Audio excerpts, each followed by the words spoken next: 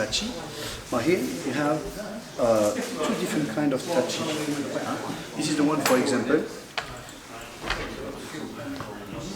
they use during the Kamakura area for the fighting, what we call the Genpei no Tatakai. And the difference with the katana is that the katana, you put it on your belt and the edge is on the top. With the tachi, it's a little bit different. It hangs like this at the belt. Alors, one of the things, it's how you find the balance with this. This is very complicated. So you have many ways to tie this at the belt. You can tie it like this. This is another way. This is another way. It's not really complicated. And from that, most of the time, this is where start the way of fighting. So you don't draw the sword the same way. Here, what you have to feel is the balance. See, by using the legs, you can feel the balance completely different with the katana, which is on the belt. For example, in Gyokoryu, the reason we move in this way, the reason the kick will come from underneath, it's because the movement of the sword goes. So you don't really need, for example, even the noto on the side, you don't really need, for example, to push with your finger like you can do on the sword. You feel it as you walk, and as you walk, you have your movement. This is one. You can understand also the sanshin while we're going like this, because we protect on the kamai. At the same time when you and on the move. You see, movement is like a wave. Here you can see the curve. Then you understand why when you take the kamai like this, it goes directly. So you can see the sanshin. There is no reason to do things like that. Maybe you do those kind of things in order to amplify or to show how the movement used to. Obviously, techniques that goes like that are very effective, but you don't need to turn.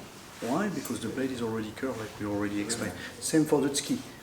It goes directly on the tsuki, you just need a little bit movement of your wrist. Same the way you do for the boshigen.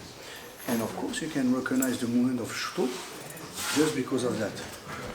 You see, you don't need to turn around. You don't turn around when you have a weapon which is already curved. Same for every kind of technique, the kind of tsuki that goes like that. Kind of tsuki that goes like this. Same for the kamai.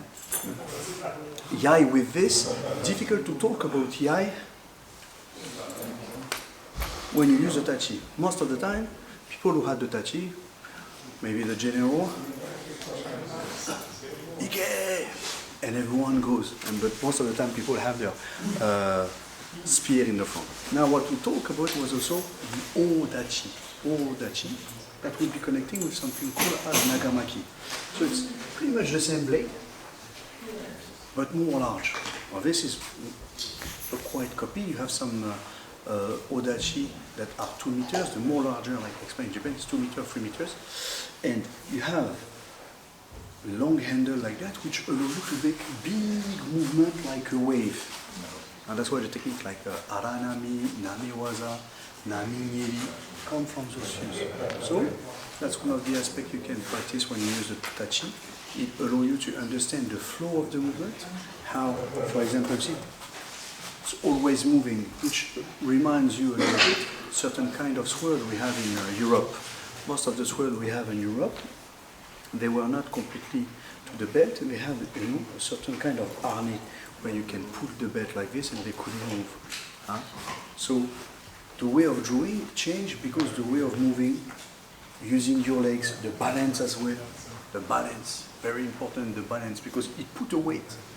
One of the things also you have to understand about the tachi compared to the katana, the tachi is lighter. But once again, this is general description. Each warrior, if he had the money, if he had the capacity and the access, could of course customize the weapon according to the needs of his technique and the way he practices. Hope you like it. Thank you very much. It's good. It's good.